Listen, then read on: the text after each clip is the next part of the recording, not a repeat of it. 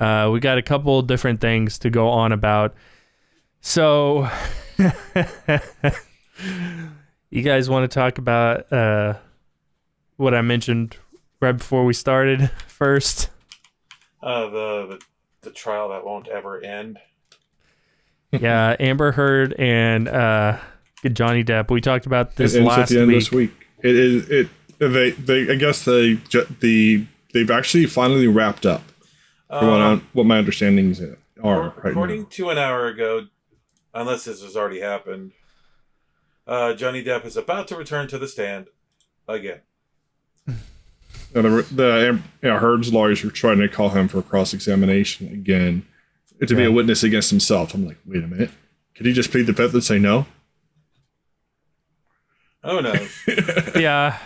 And also this week, we got a very interesting... I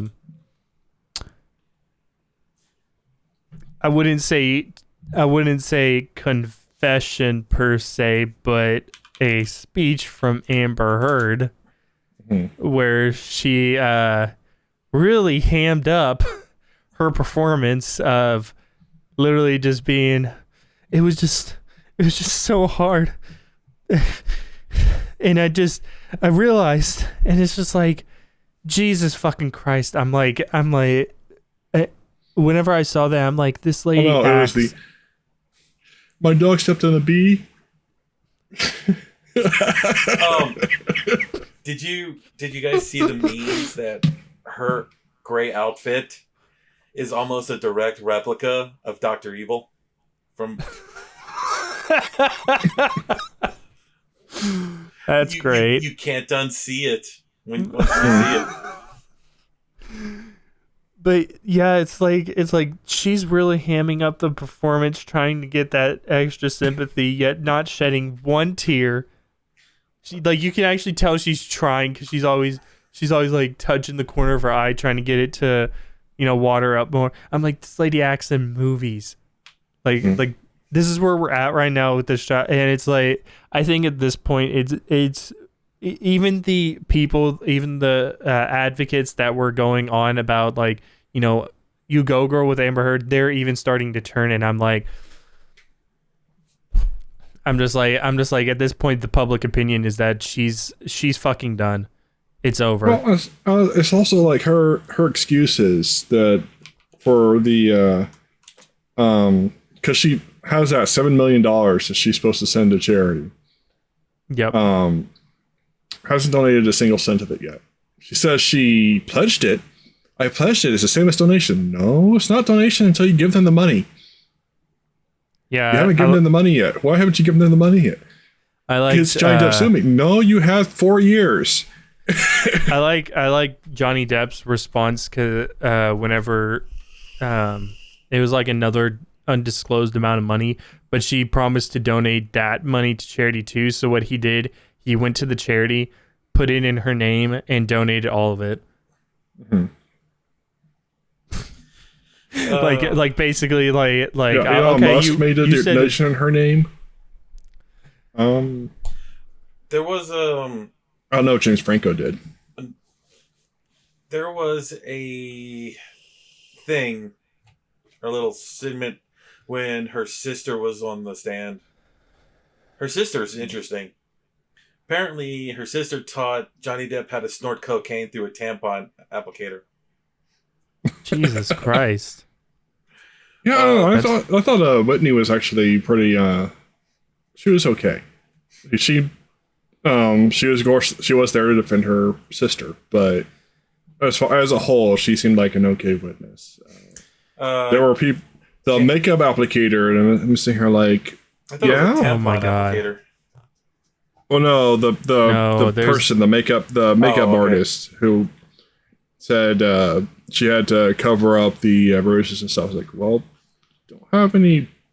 There's like no proof of who caused those bruises. Not only that, there's actually evidence. So the makeup artist had said that Amber Heard is an actress. She would never go outside with these bruises and cuts on her face. So she always had this kit with her. Mm-hmm. Turns out the kit that was being shown the company came out and said that kit was not available until 2017, after the split happened. So there's no way. Well, I'm sure there'd be similar kits, but if they're saying this is the specific kit that they were using, yeah, that was a lie. That's what she says, that this is she said, basically saying, I got this from Amber Heard. This is the kit that she was using. How about the fact that Amber Heard slept with Elon Musk? That's weird. Well, there was that, and James. It's like she was at the end, literally at the end of the thing. She went right from Johnny Depp into James Franco. Yeah, it wasn't I don't think it was a rebound. It was she was cheating on him. Wanted to find a way to get out of the relationship. So I think she concocted he was abusing me, he was abusing me, he was abusing me thing. And I think she did it to herself. There's also the fact that the doctor who had come whenever Johnny Depp's either his ring or middle finger had gotten cut off by the bottle that she threw at him. She was like, ranting and raving, going, take care of me first, take care of me first. And the doctor looked at the scratches on her arms, and said they were self-inflicted. Interesting, isn't it? Well, and it's, what was it? The police, the first time they came around, said there were no damage to the apartment. There was no damage to Amber Heard. Mm-hmm. Her friends, and this is basically what they, as far as I'm gathering, what happened was they messed the place up. They roughed her up a little bit, then called the second amount of cops to get their stories together, so she actually showed damage. Yeah, in the apartment and on her face. Yeah, and there was that video that Johnny Depp tearing up. I think it was a fireplace or something. Like he swept stuff off a fireplace and broke it and that kind of shit. But I'm like, if that's like literally the worst thing that he's done, like I've broken stuff in worse ways than that. Mm-hmm. I'm like, if that's the worst thing that he's done, and that's the only proof that she has, like physical hard proof that she has, that's the only thing she done. Now I do think maybe I would not even hold it against him if he slapped her across the face one time whenever she was instigating, because every single person that has come to the stand says that she's instigating. She's always the one to instigate him. He's calm. He walks away. Mm-hmm. I would not be surprised or hold it against him if at one point he just was having a bad day and slapped her right across the face and told her to fuck off. Mm. Whenever you're next to somebody who's constantly instigating and constantly doing that, at some point you're gonna lose your temper, and I think that the fact that she has no evidence of that means that he may not have even done that. He may have broken shit, which props off to him for actually like putting a hole in the wall as opposed to hitting her, because you shouldn't hit anybody, obviously. Lots of smashed bottles is, from what I understand, that happens a lot. But yeah, and that's a better way to deal with it, and rather than where she literally chucked a bottle at him several times, from what I understand. Yeah, several times, and flicked a cigarette at his face. So yeah, I'm just like, I'm very much with Johnny Depp on this. I think that he is a innocent man. And not only that, if you've actually heard his story, he came from something real rough. He has a very tragic story. And I think that he's now in a bad situation, and she is unfortunately trying to use the Me Too movement to get money out of him. I have a question though. It's like, why have the defense or so I guess he's the prosecution side. He's a plaintiff. Yeah. why has he not brought in, or at least I don't know if they've asked the previous girlfriends for character witnesses and stuff like that. Previous wife was a character witness. They actually have. Okay. His previous wife, which I have a strong feeling he's still in love with that woman. I mean, it's Lily Rose's mom. I think Jack's mom too. Yeah. Every single time he talks about that woman, he is always you can tell that he feels a lot for her. Like he has strong feelings, whether they be romantic. I do think that he's still in love with her, which that's unfortunate that they had to split, because she wanted to go back to Paris. I mean, that makes sense as far as like career wise. The career split them apart as far as like that. He wanted to stay in the U.S. She wanted to leave, and it just makes sense for him to. Made sense for them to separate, which, I mean, technically they could be married and separated, but they didn't think about that. I just found this quick article. Listen to this. Amber Heard spent the past 4 days on the stand of her defamation trial, testifying in detail for more than 10 instances of alleged abuse at the hands of Johnny Depp. The Aquaman star spent most of her time appealing to the jury directly, breaking down, and she recounted allegations of sexual assault. Depp, who didn't look at the actress once, had been winning in the court of public opinion prior to the actress's testimony. But which star is making the best case in court? Legal experts weigh in. I think Heard had a fairly consistent message and did not crumble during the very tough cross-examination. In her direct, Heard set the stage for how she fell in love with Johnny Depp and recounted how the relationship devolved into vitality and abuse throughout its course. For the most part, she sounded sincere in her love for him and distraught as it declined. However, Feist believes Heard may have downplayed her role in the vitality of the relationship too much. She looked a bit rehearsed, and she focused on her audience, the jury, which could rub the jury the wrong way, because it looked a bit contrived, and at times she came across of overdoing it. That was what I was actually talking about with that. Yeah. She was like, because she literally, there was overacting. Yeah. There was one point where she was talking about, I guess, the first time that she claims that Johnny had hit her, and she was like, and I just couldn't believe that this person that I loved, just the worst thing had happened.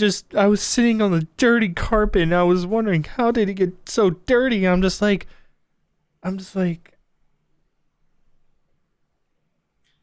how much do you want to chew the scenery there, Amber? Just keep feeding her rope. She'll keep eating it. Hey, like, seriously, that was the most. We were joking about. Was it Ironside? Michael Ironside? Was it him that? Franco? No. Michael Ironside that we were talking about with Dungeons and Dragons. How he would chew. Yeah. He would chew every scene. If you guys have not seen, Ironside, that's that's Scar. Jeremy Irons. That's right. And how much he chewed the scenery in that movie, and I was just, whenever I saw Amber Heard, I'm like, Jesus Christ, this is like his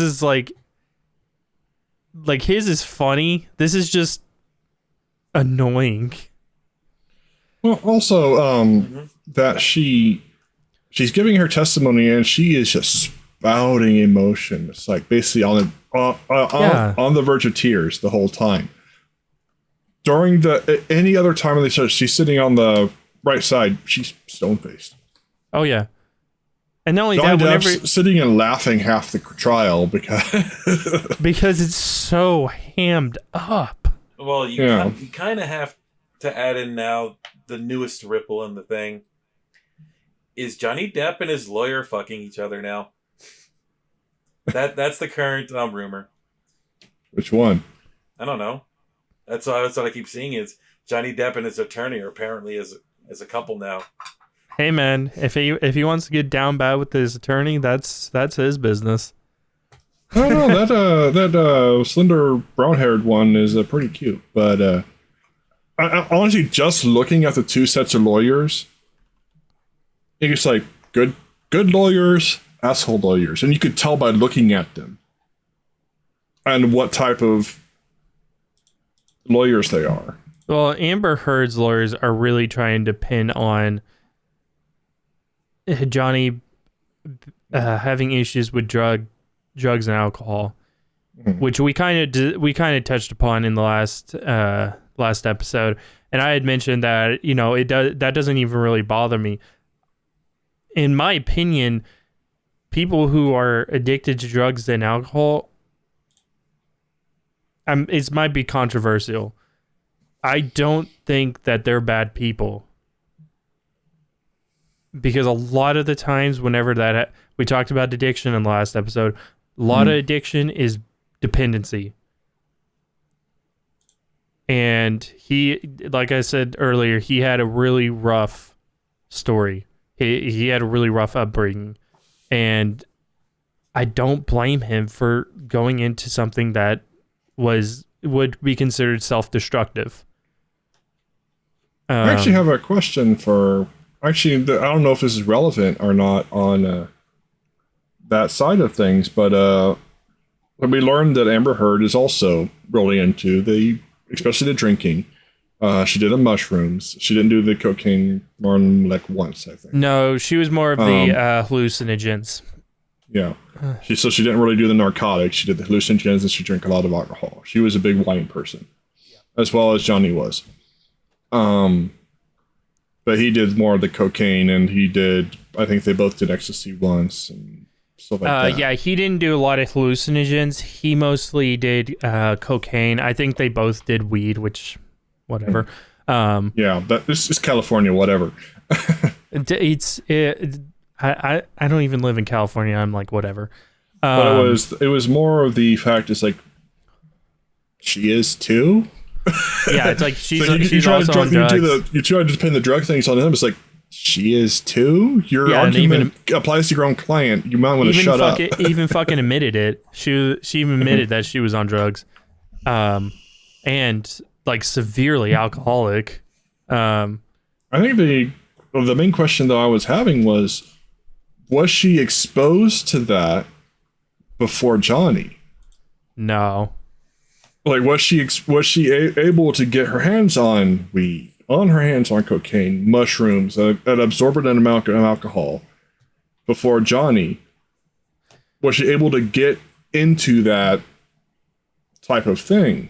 So I before think that, because I think with Rum Diaries, she was still like a low-level actress at that point in time. I mean, she still is, but she was a low-level actress at that point in time. I think maybe weed, she would probably have an easier time now. But there's no way that somebody that into hallucinogens wasn't doing it prior. Alcohol, anybody can get their hands on alcohol. I could go to the store and buy 6 things of alcohol and they won't blink twice. So that aspect is moot, because she, even though that she was a low-level actress, she was still doing this full-time prior to them getting together.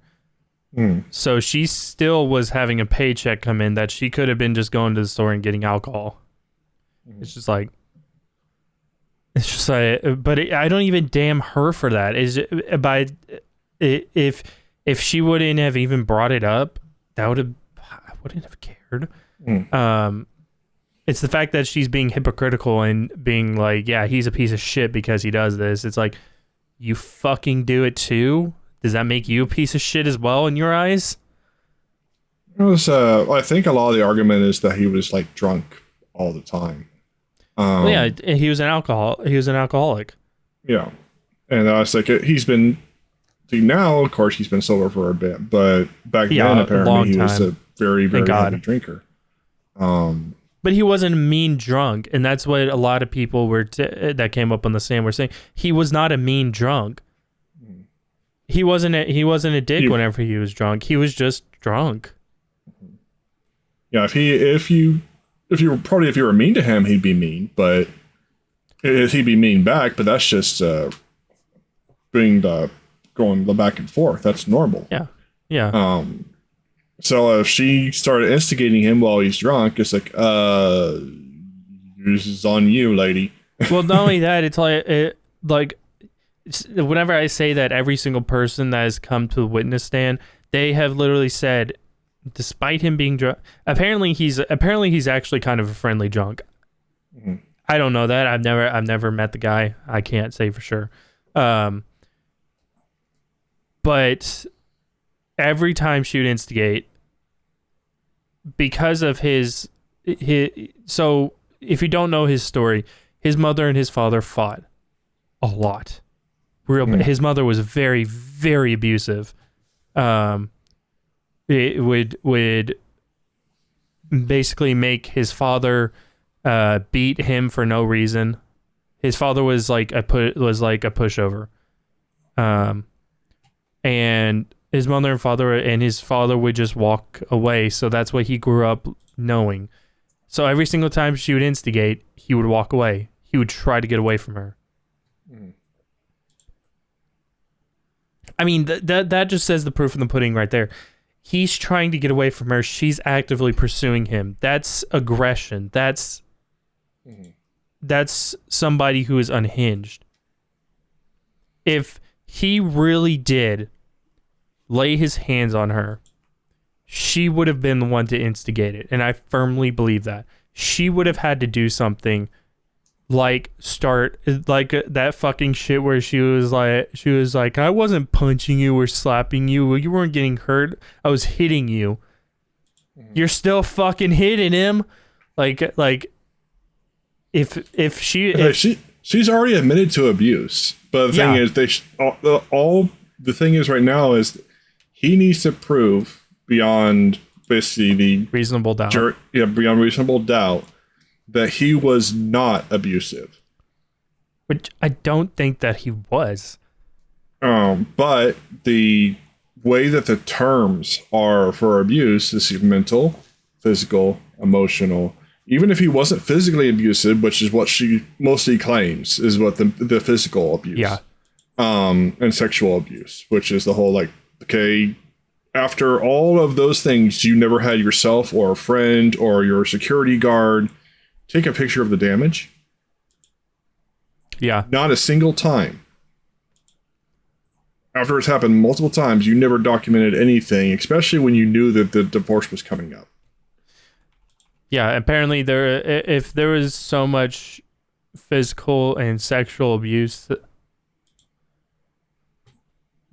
why are there all of these recordings that you happen to have of like arguments and stuff, but no pictures?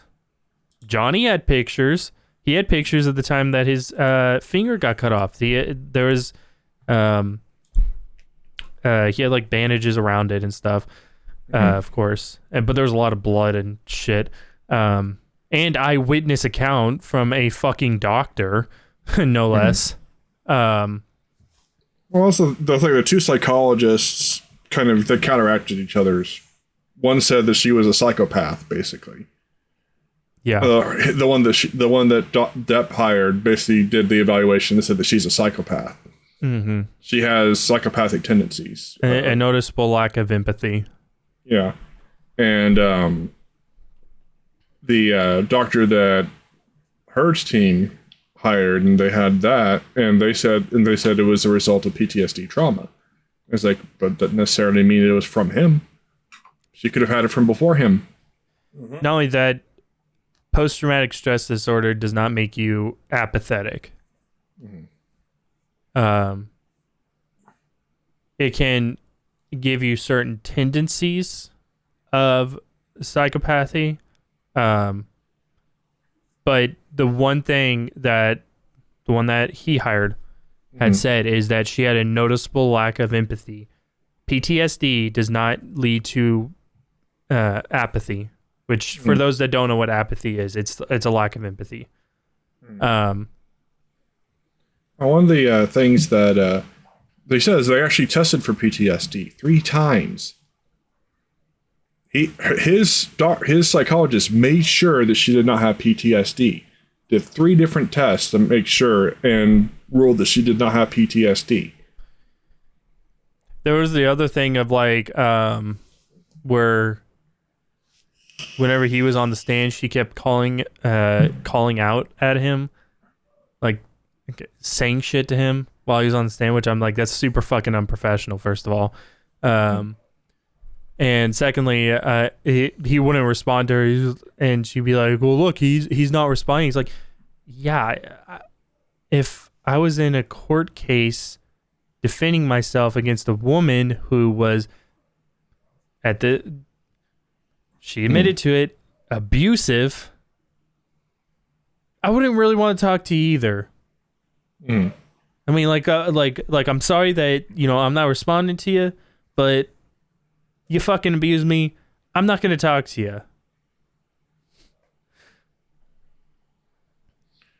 So yeah, that's that was pretty much the week of besides the whole thing where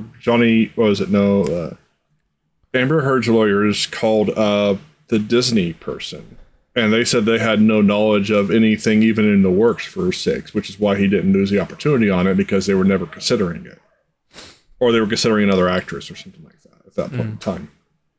So they said they're saying he can't claim lost income from that because it was never in the works. Well, we'll see next week.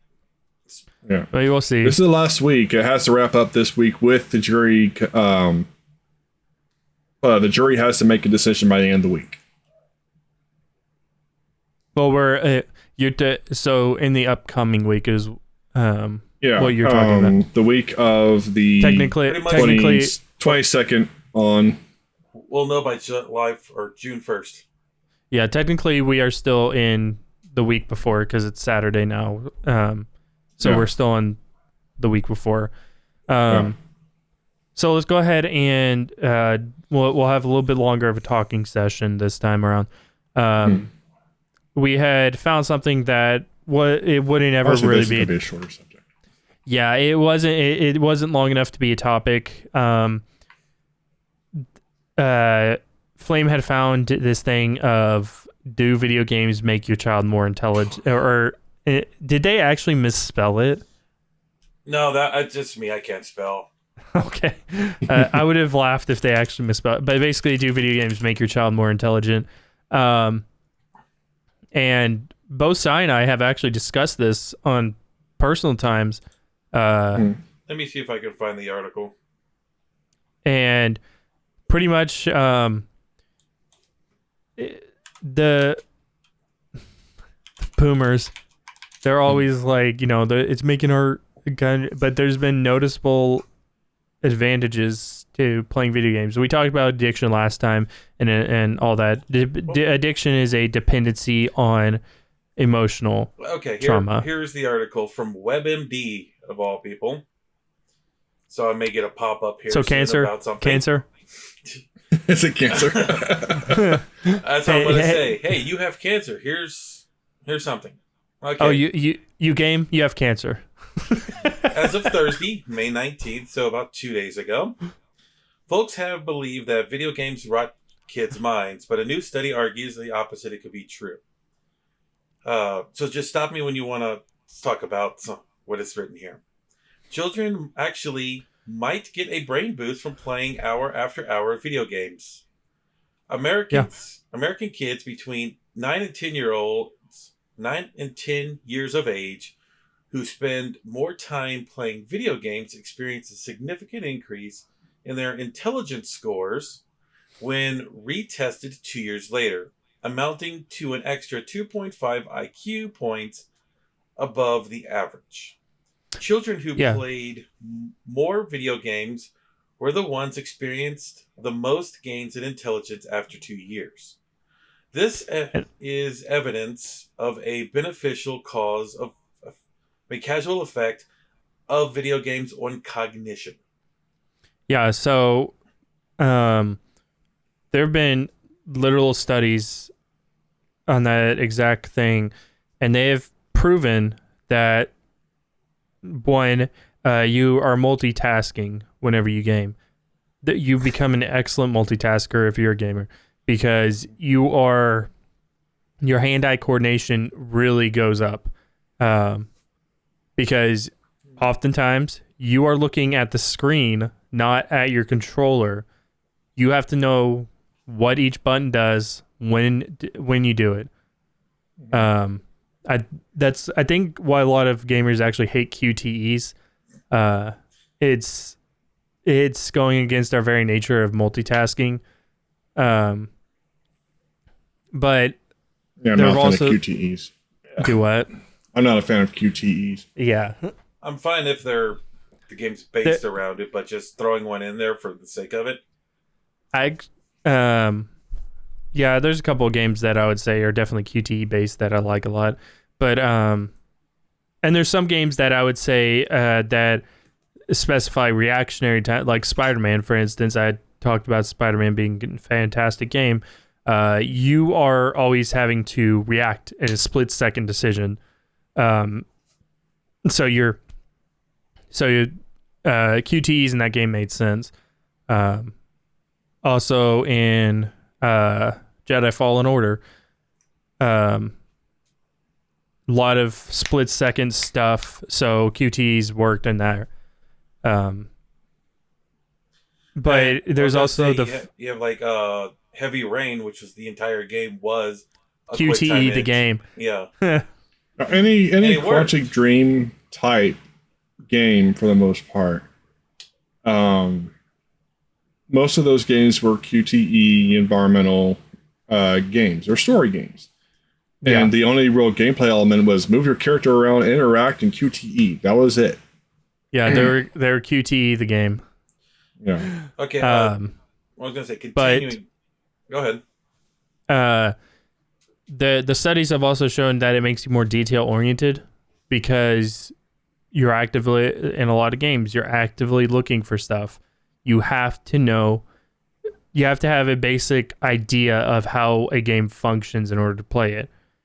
That's where the whole thing of, if you have multiple corridors, you go towards the one that has a bunch of enemies. It's a process of elimination that gamers inherently know whenever they're playing a video game. If there's 4 corridors in front of them, there's 2 bad guys down this one, there's 5 bad guys down this one, and there's 0 down the other 2. You go towards the one that has 5 bad guys because that's going to be where your objective is. It's always through the path of most resistance. Okay, so continuing on. Other forms of screen time, watching videos or chatting on social media, had neither a positive nor negative effect on a kid's intelligence. Yeah. The researchers found the study received no funding from the video game industry. We didn't expect the effects of screen behavior on physical activity, sleep, well-being, or school performance, so we can't say anything about that. But our results support the claim that screen time generally doesn't impair children's cognitive abilities, and that playing video games can actually help boost intelligence. This is consistent with several experimental studies of video game plays. And they list 3 maybe 4 of them. Nope, just 3. First one, higher scores. From this study, the doctor and his colleagues, I'm not going to even try to pronounce his name, analyzed data on more than 9,000 boys and girls participating in a long-term U.S.-funded study of brain development and child health. At the ages of 9 and 10, kids underwent a battery of psychological tests to gauge their general brain power. They were also asked how much time they spent watching TV and videos, playing video games, and engaging in social media. On average, kids spent 2.5 hours a day watching TV, an hour and a half on social media, and 1 hour playing video games. 2 years later, just over 5,000 of the children repeated the psychological test to see how their intelligence had changed. Results showed that kids who played more than the average hour of video games daily wound up with higher intelligence scores than kids who spent less time with the game controller. That increase remained significant after the researchers accounted for the factors such as differences in household income and parental education. I'll stop there. Yeah. I can totally see that, where the intelligence is increased by video games. So it depends on the type of video game. 10-year-olds playing Call of Duty and GTA, I wouldn't say their intelligence would increase as much, but there's still an increase that would happen just from the simple fact that they're having to unravel what they're doing. Well, that's in the second part of this article. Yeah, whenever people think that gaming is a, kind of unoriented task, you game to relieve stress a lot of the time. That's what I do. I've had a shit day. I come home, I play a video game, I feel a lot better. Relieves a lot of the stress because I don't have to think about the shit day that I just had.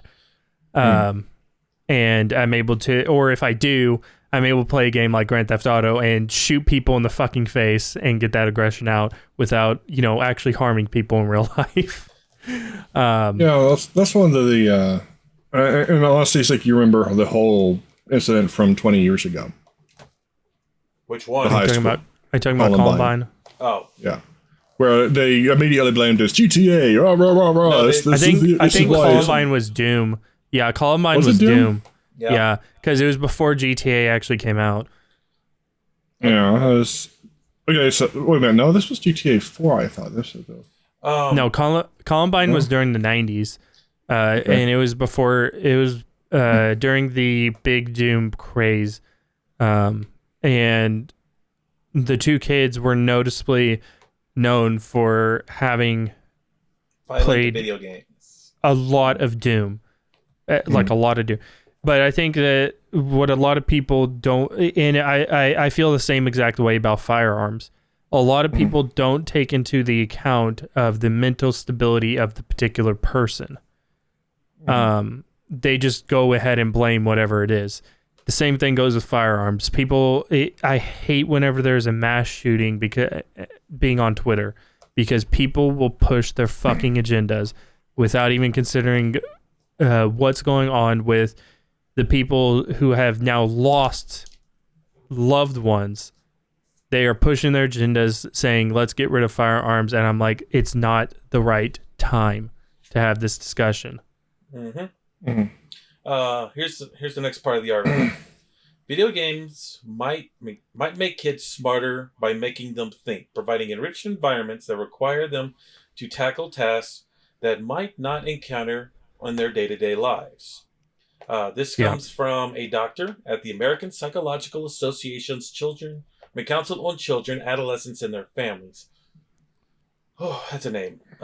Playing video games often requires active strategizing, planning, and executive decision-making.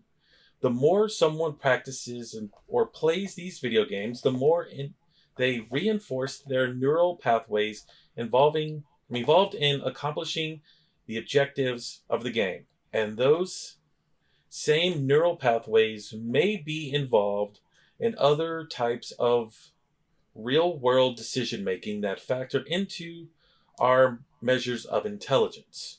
By the same token, TV watching and social media engagements are more passive forms of screen time that do not require as much brain work.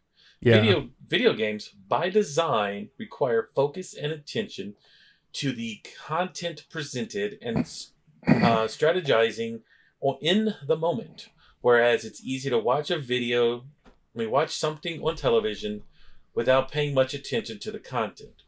If you watch a segment on television and miss something, You do not lose, and you cannot infer the missing parts based on the remaining narrative. This would be harder to do with video games. The doctor noted that the study doesn't address what, if any, interactions these factors have with the emotional and mental health of young people, something in which he's interested in as a psychiatrist. Video gaming correlates with better mental health after 2 years. Does it improve intelligence? Also correlate with the improvements in mental health? And then there's one more after this, but I'm going to hold there for a minute. So we had already kind of discussed that about like it being a task-based thing. But it does not surprise me as well that TV and I think you actually might actually get dumber from being on social media. That's still up for debate. Well, you will if you access Twitter. Twitter and TikTok will make you dumber. Yeah. Not so much TikTok, but Twitter definitely. There are definitely TikTok trends groups that, yeah. There are definitely TikTok trends that I have seen that not all of TikTok. I think the side of TikTok that's more like Vine is a lot better, but there's the stupid TikTok trends of like, why aren't you in your uniform from SpongeBob? And it's always some stupid bullshit. I feel like I lose brain cells every single time I see that.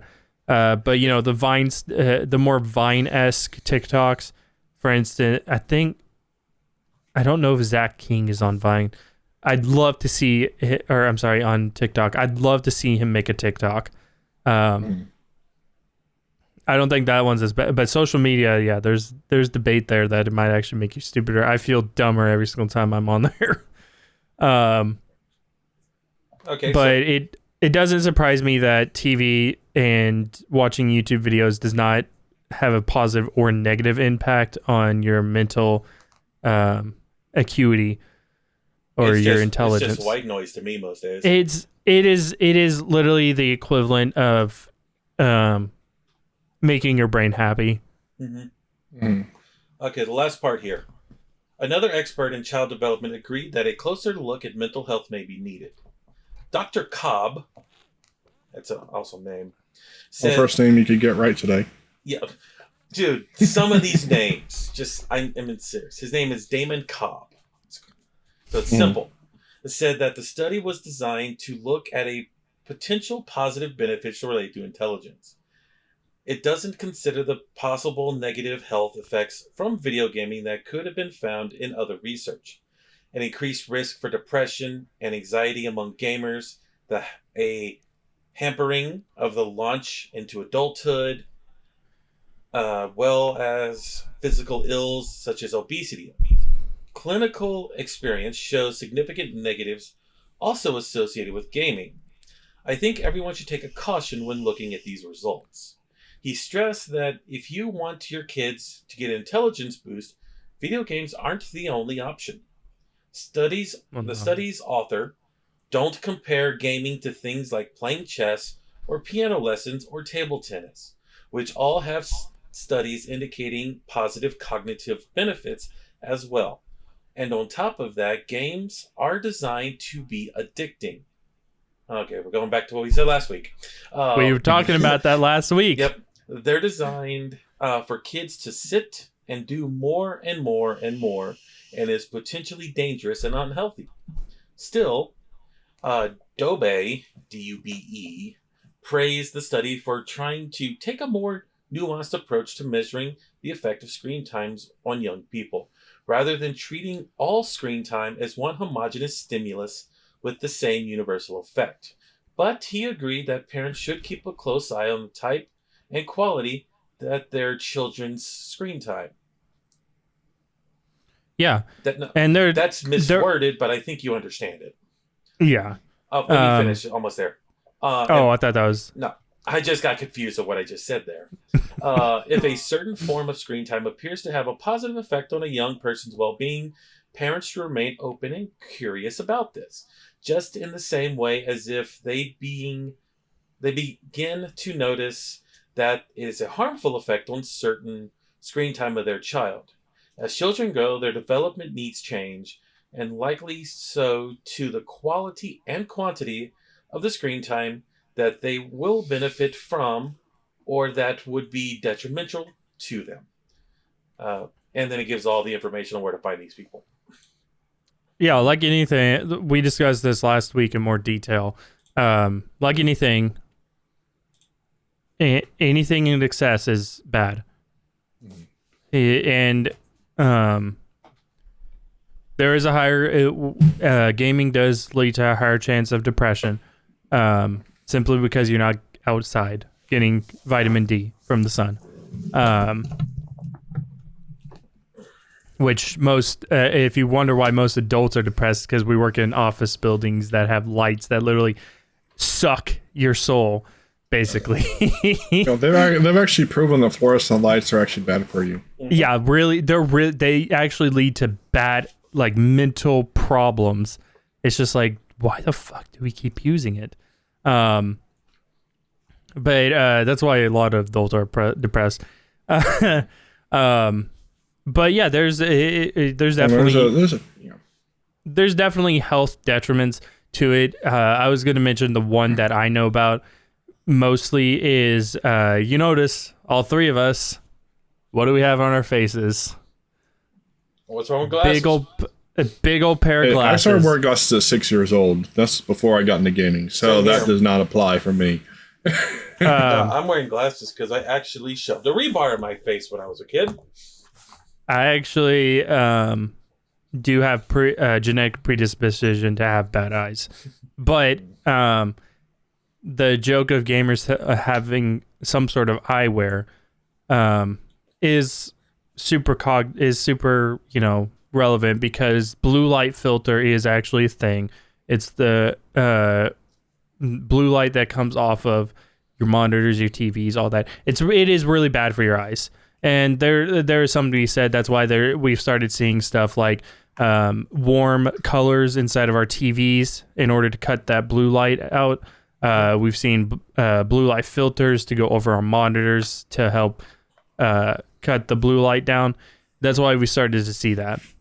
They say that if you look at your phone a lot, since it's more of a bluish, whitish light, it'll actually keep you more awake.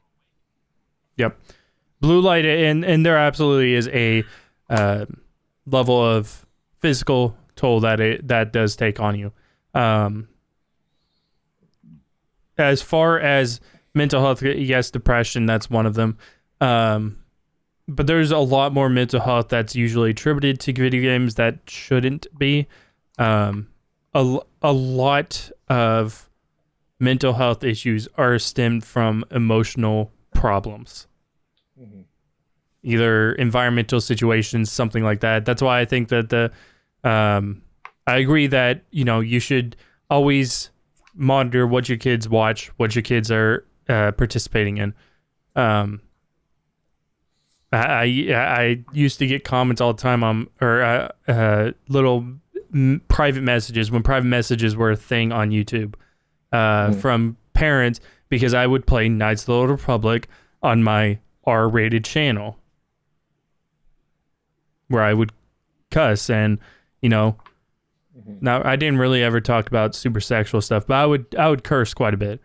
I would get angry comments. I'm like, it's not my fucking job to make sure your kid is being monitored. I think that there's... I was going to say, I think Markiplier said that once. He was, he got a comment from someone's parents saying, you're offensive. The language you use, the words you use, and all that. And he just replied, it's like, it's not my... oh God, what's the word? I can't think of it right now. It's not responsibility. I was about to say, it's not my responsibility to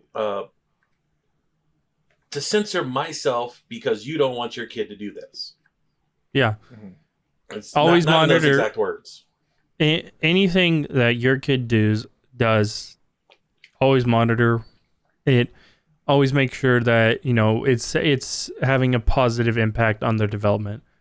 kids from the age of about 4 to, I think it's 12. It's a very crucial time in their development. According to the article I just read, it was 9 and 10-year-olds. That's a very peak point of their development.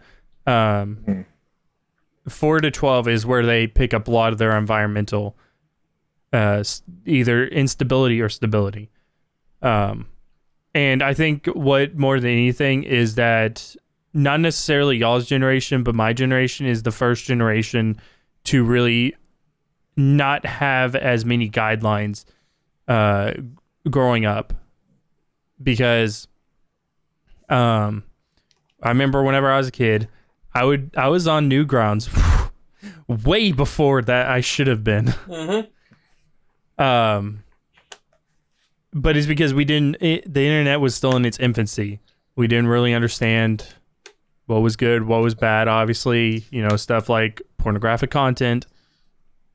That was one thing. I was in my early 20s when that came out. Old ass. Yes, I was. I don't know about the side, but I'm pushing 40, dude. Leave me alone. You're the same age I am. I think we're just a couple months apart, dude. I just remember being like right out of high school, going to the library. I hope people know what a library is. And hopping on the computer and just searching and end up on Newgrounds. Man, I remember whenever the coolest thing was downloading a JPEG image.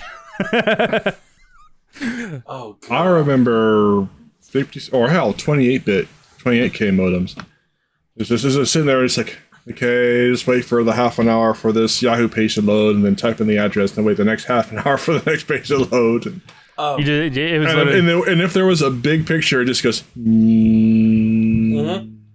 I watch a YouTuber called Josh Strife Hayes. He does MMO stuff, and he actually was doing a review on Pokemon Red and Blue, and he says the entire game file for Pokemon Red was the same as this one picture, and it showed up a picture of Mewtwo. He said this picture here has more bytes data than the entire game. Yeah. Oh yeah. Yeah. Whenever you go to download, if you download any games that are significantly older, like NES, Super NES, they're legitimately like a 1080p photo holds more data than an NES game. I can't grab it right now, but I have a thumb drive, little 8 GB thumb drive. They say you can fit the entire NES catalog on that one thumb drive. Oh, like 1,220 games or something. I thought it was like 312. 312? No, dude. I'm gonna look at megabytes, maybe for if you're doing all languages, possibly. But hang on. If you're talking about all Japanese games included, possibly, because they had 1,100 more games than the US version. But how many games are in the NES library? 716. In the US side. Known licensed. No, let me clarify. Oh, there's known unlicensed. Licensed. Okay. 716 licensed, 185 unlicensed. Rough math. It's about 1,000. Maybe. Or is it 900? Carry the one. That's 11. 100. You said 185. 7, 8. 901. Okay. Shitload of games. That's just those released in America, right? Nope, that's released and unreleased worldwide. Okay, so Shin Megami Tensei 1 is in there. I'm not pulling up SMT. the list. It's a huge freaking list. I'm just going out what Google tells me. But Shin Megami Tensei 1 and 2, I believe, the original games, were NES titles. Oh, God. Based only in Japan. They gave me SNES. Hang on. Oh, wait, hang on. How big is the NES library? This is actually only the Nintendo. There it is. This is only the Nintendo Entertainment System. This is not the Famicom. Here you go. Famicom. There you go. The entire library of 822 NES games fits on this one micro SDXC card. 40 times. There are 1,060 games that were released for the Famicom. Well, this is NES. This isn't a Famicom. Famicom is the NES. Yeah, there's a regional difference, but Famicom is the Japanese version. Japanese. Japanese. And the NES was the US version.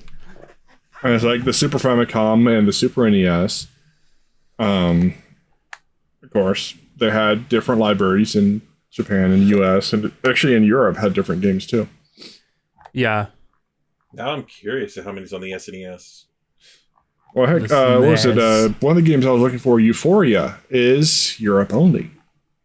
SNES is 1758.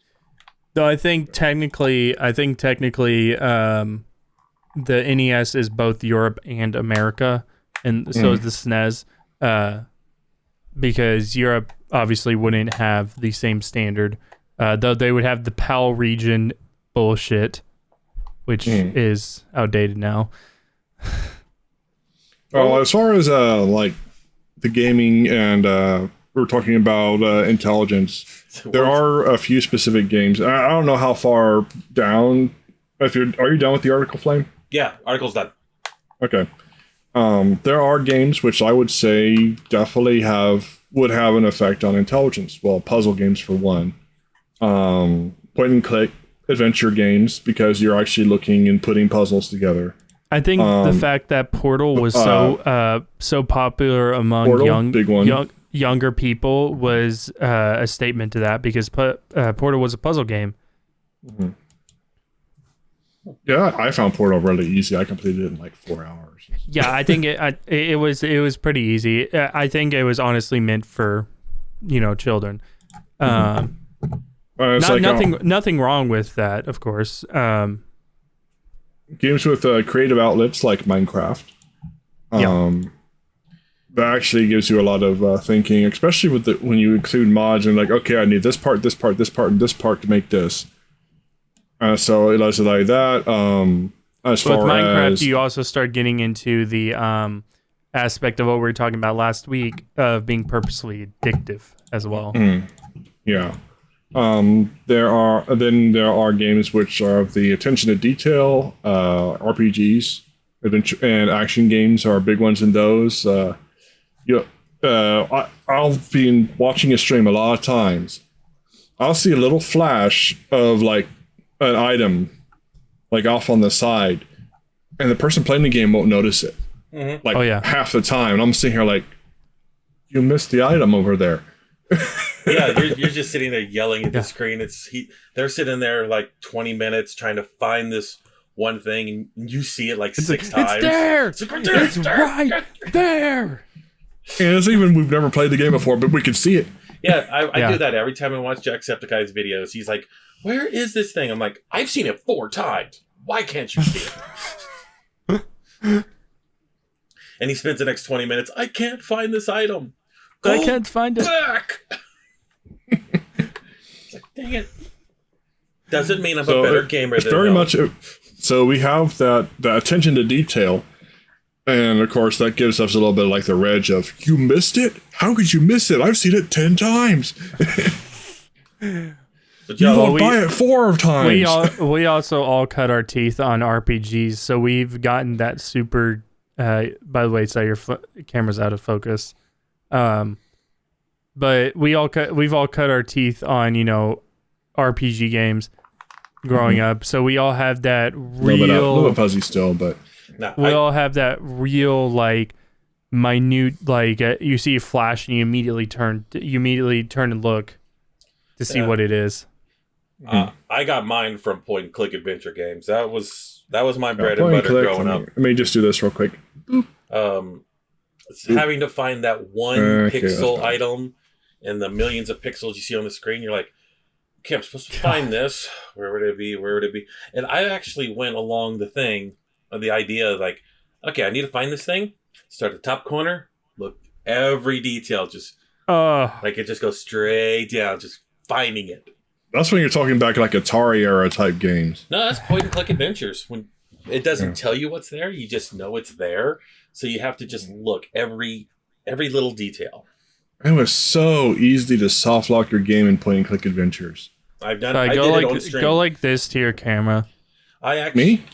Yeah. While you're doing that, I actually was doing a stream about a year or two ago, and I had, I think, 2 game developers watching me. I think the camera's just crap. And I'm like, this is how games used to be. This is like all game developers today should follow this attention to detail. And then I go through maybe an hour later, get to a one part, and I'm like, oh shit, I needed this one item. Can I easily go back? Forgot I didn't do my save files. And they're like, this game's broken. I'm like, no, I'm just an idiot because I forgot something. So, yeah, I got shown up. Yeah, I was just trying to make myself. Yeah, that just happens a lot, and especially in older games where you're just like, oh, I have this one item, or there was a certain point where you were supposed to pick up an item, and you passed a point of no return that it didn't tell you about. Yeah. And then you end up, you go like, oh, I go in here and I died because I didn't have this item. But I can't go back and get it unless I have a previous save. And with those type of point-and-click adventure games, you need to save every screen. So you're going to have 300-400 save files for one game. Because, you're going to soft lock yourself eventually. Oh, yeah. Most games don't soft lock anymore. Which is actually a bad thing, in my opinion. There's not as many point-and-click adventures anymore. Well, I just mean in general, in RPGs and role-playing games, fighters, whatever. There needs to be something out there where fighters, you'd have a real hard time soft locking yourself. Fighters are literally, are you better? Can you do the most button combos better than this person? That's literally what it is. Yeah. It's a game of skill. You button match faster than your opponent. Yeah, it's a game of skill with fighters. The point is there needs to be an end, like a game over that isn't the official ending. Just so you try again until you get it, till you can get past that barrier. Well, I want to say the most recent game that I can think of that did that is Resident Evil 2 and 3 remake. I was real deep into part of that game where there's no checkpoints. I think it's whenever you're in the basement portion. Do what? I haven't got to those yet. Yeah, I think it's whenever you're in the basement. There's and you run into zombie dogs and a bunch of zombies. And I had managed to get so far, and then I died. And it sent me all the way back to whenever I made my save at the little whatever the fuck telegraph. I can't remember the name of it right now. It's escaping my brain. Yes, thank you, typewriter. That my little typewriter. I literally lost like a good 2 hours. I was so pissed. You can turn that off on the newer ones, right? What? You can turn off the ink ribbon so you can save wherever. Yeah, but I was going for achievements. Yeah. The one I can remember, I actually did a recording of, and it's called Zero Escape. In order to get the final ending, you must get like endings like 2, 7, and 8 or whatever. And you have to do a certain path because it has this branching tree that'll give you all different endings. In order to get this one specific one, you have to do this one. So you get the information to go into this one. And they ramped it up for Zero Escape 2. Instead of being like 10 endings, there's like 22. And it's where you have to take certain paths to get to this one path. We need more games like that. That's all I'm saying. Princess Maker 2, 102 endings, 1998 game. Yeah, God damn. Okay, that's too many. We know how you feel about your little porn games. Hey, Princess Maker 2 wasn't so much. I'm gonna have to say 100 endings is a little bit too much. I think 22 is pushing it. What game has the most endings? Well, there's two of them. Oh boy. One came out in 1996 called Dark Savior. 100 endings. Mm-hmm. Star Ocean, Second Evolution, 100 endings.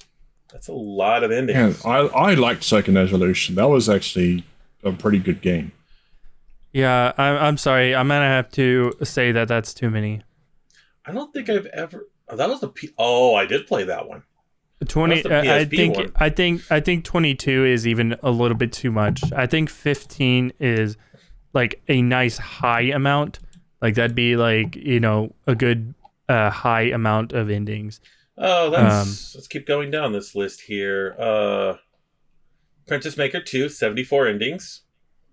Okay. I'm just skipping. I'm just skipping a few of these because I don't think you've ever heard of a game called Kiki Kuku Rants, the Blue Crystal. Jesus Christ. Zero Escape, Virtue's Last Reward. I think that's the third one, has 35 endings. Corpse Party has 35 endings, both of them. Zero Escape, Time Dilemma, that's the second one, has 33 Got endings. about 10 of the endings. The Corpse Party's endings are like so minute in their differences. Nier Automata has 26 endings. Only 4 that matter. Tactics Ogre has 23. The Stanley Parable has 19. Chrono Trigger has 18. Hatofo Boyfriend, that's the pigeon one, I think, has 16 endings. Though, to be fair to the Stanley Parable, that game is only about technically 4 hours long. Final Fantasy V has 15 with all endings. Blade Runner, great game. I recorded on my computer somewhere. Has 13 endings. Chrono Cross is 12. Thanks for that information. Well, the thing is, I'm playing Chrono Cross. I'm like, well, which ending am I going to get? You are going to get the second. It depends on which what you do and which people, the 100 teammates you can have, you pick. Final Fantasy 13-2 had 9 endings. Shin Megami Tensei has 9. How the fuck did Final Fantasy 13-2, all 3 of the 13s are like literally linear games? It depends on exactly what you do. Because there's one way you can go a specific path, and then there's it's all pathing, but it eventually ends up the same way. Clock Tower, First Fear, has 8. Resident Evil has 8. Silent Hill Shattered Memory has 8. Wait, Mass Effect 1 and 3 have 8 endings? I know the 5. Blue, green, red, kill the kid. And not enough there's also the option to do nothing in Mass Effect 3. I thought that ends up with the kid killing everybody. It does. Which is the same ending as shooting him. Yeah, but it's technically a different ending. Okay, that's if you 6. If you literally just do jack shit, that's considered another ending. Okay. 999, which was a great game. 9 hours, 9 persons, 9 doors. 6 endings. Shin Megami Tensei. Shin Megami Tensei has a lot of games on this list. Oh, yeah. Silent Hill 2 and 1 and 2 both have 6. New Vegas is 6? That's about right. Sounds about right. I can think of 5 one for each. I think you have the 5 factions plus the independent ending. Mm-hmm. Wario Land 5. 2 had 5. Fallout Tactics. A lot of them have 5. Dragon Quest is 4. Is that the original? Because I don't 5 would be considered like a kind of nuanced point for most games. I know with Dragon Quest, the original, 1986, if you didn't save the princess, that was one ending. If you completed the game without it, there was 2 endings, and there was a third one that you had to do, but you could skip. Can't think of the other one. Vampire the Masquerades had 4 or 5 endings, if you want to be more colluded. Wait, I'm playing one more that with Mass Effect. Bloodlines. With Mass Effect, if you did everything in the game. Oh, these are alternate endings. I was looking at the wrong list. Yeah, if you do everything inside of the game, and is it the destroy ending? Yeah, the destroy ending. Depending on if you did everything inside of the game, you may or may not see Shepard take a breath. Okay, modular endings, the ones that actually are considered endings, not just slight variations. Star Ocean, Second Evolution, and Second Story, 187. Blue Blaze, Tekken, Ultimate, Blue Blaze, all fighting games don't count. How the fuck do fighting games have different endings? You literally hit somebody. Well, the thing is, it's one ending per character, and depending on how big the roster is, it doesn't count. Fallout 2, 47 endings. Yeah, Fallout 2 is a fantastic game. Oh, it's so boring, though. Witcher 3, Wild Hunt had 36 endings. New Vegas had 33 different endings.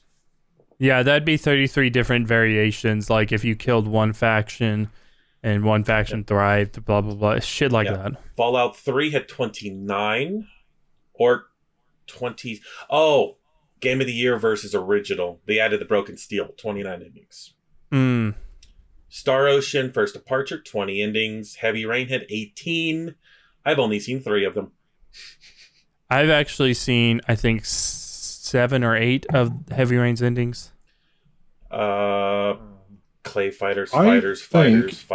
Yeah, most of those are fighters. And this is just an opinion, but I think Bethesda needs to get rid of the invulnerable critical characters in their games. You'd break the game. No. Well, no, it'd make people actually stop and think, oh, I killed the person that was supposed to take me on the rest of the quest. I can't do the main quest. I gotta start over. They have it in certain quests where NPC no longer becomes a valuable character, which again is the branching storyline. Because if this NPC dies, this one will survive, instead of this one dying and that one survives. It just splits off the stories. Fallout 4 has that.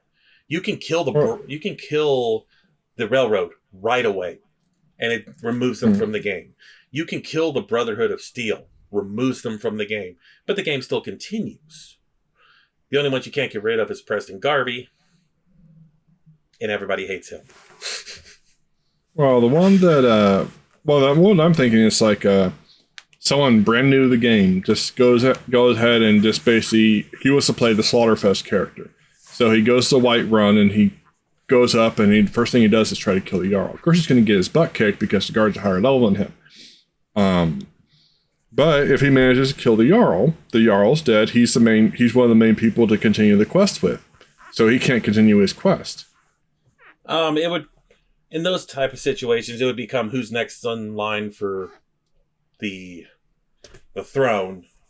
Maybe his son, maybe his wife, maybe the steward. They'll keep the story going, but you can't really do that for linear games. Let's go ahead and jump into... But yeah. Well, no, we're in our talking session. Let's go ahead and jump into our next topic, though.